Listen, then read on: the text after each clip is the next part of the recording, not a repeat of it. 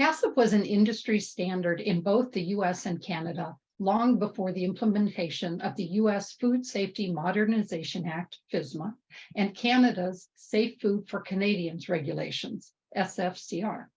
While provisions of these newer acts supersede HACCP, they don't relegate those standards to the archives. I am your TAG Talks host, Lisa Lupo. Today I'm talking with TAG Canada Food Safety Director, Sam Davidson, about the role that HACCP plays in today's world of FSMA and SFCR. Good afternoon, Sam. Good afternoon, Lisa. So it has been said that the preventive controls rules of the SFCR and FSMA are essentially an expansion of HACCP. So can you discuss this? Yes, certainly, Lisa. And yeah, you are correct. You know, the food safety plans that are generated using SFCR and FSMA really are an extension of HACCP. It's based on HACCP. You'll find a lot of things that are similar with HACCP around hazard analysis, for example, or even when you look at some of the process preventive controls, a lot of them generally are CCPs that you would have identified in a HACCP plan before. A lot of similarities, a lot of things that maybe require a bit more focus now, but basically it all stems from HACCP. You wouldn't have FSMA or SFCR without HACCP. Okay. And so if we kind of talk about the two separately now, I believe that the SFCR even references HACCP in there. So what role does it play now? Yeah, so there's a few differences between FSMA and SFCR. I guess I'll give you one example. Before SFCR came in, in Canada, we had the Food Safety Enhancement Program, so FSEP, and FSEP was designated or used for meat and poultry, dairy, sort of those highly regulated areas. Mm-hmm. So if you work for a facility that already has FSEP, then you have a good SFCR program, a good food safety plan. And that was all based around HACCP. FSMA, although the FDA initially started with HACCP, they saw areas that needed enhancement within the food safety world. So for example, allergens and allergen control. You know, the #1 recall in North America is allergen related.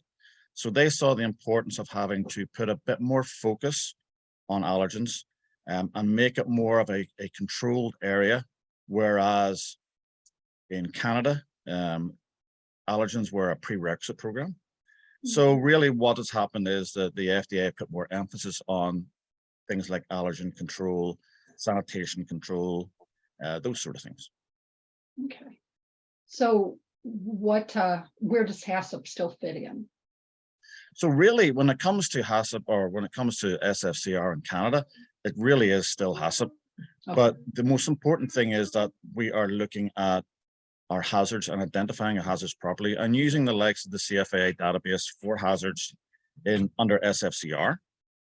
Licensing is a big deal now in Canada, where SFCR is now looking at all types of food groups, not just meat and poultry, dairy, those, what I said, highly regulated areas. It's taken over most of the food industry. Obviously there are exceptions, but that's really what we're talking about. FSMA still requires a lot of the same things, although the terminology has changed. So instead of, say, for example, a HACCP coordinator, you would have a PCQI, who's a preventive controls qualified individual, and they will manage and run the food safety plan. There's still that hazard analysis that you perform like you would in HACCP.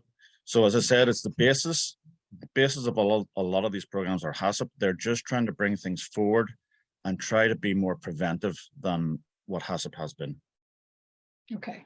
And in fact, for FSMA, you know, they call it, nobody likes the term HACCP for whatever reason, but you know, the hazard analysis, risk-based preventive controls. So it's still kind of a, you know, an offshoot of HACCP. Yeah. So it really is a play on that HACCP thing that they've used. Yeah. Okay. Risk-based preventive controls are really the big part of it, and that's what FSMA is pushing for. As I said, there's the sanitation, supply chain, allergen control are really those big ones that they're looking at. Okay. So If you were to look at all these things in both Canada and the US, what's really the big takeaway that people should remember when it comes to HACCP today and FSMA and SFCR and kind of the overarching rules and regulations of the food safety? Yeah, sure. I guess one of the big things that you would take away from it is really it's a food safety plan. HACCP is a food safety plan. FSMA is a food safety plan, SFCR is a food safety plan. At the end of the day, it's for identifying and controlling your hazards. Both FDA and CFIA have great hazard database. It's important to realize as well that if you are to export into either country, you should look at the country's hazard database. There are differences that those countries will expect you to have a look at their hazards. And assign them some type of control in the food safety plan or HACCP plan. During training around becoming a lead trainer for PCQI, and even during an FDA audit, both really said to me, at the end of the day, it's about food safety.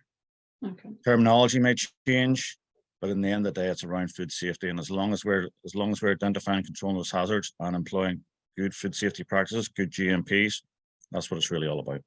Okay.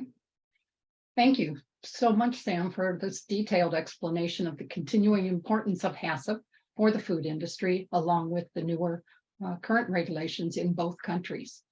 And thank you to all our viewers for joining us on our continuing series of tag team discussions of current and impactful industry trends and events. And as always, be sure to click subscribe to stay up to date on all things food safety and public health from TAG experts. Thank you. Thank you, Lisa.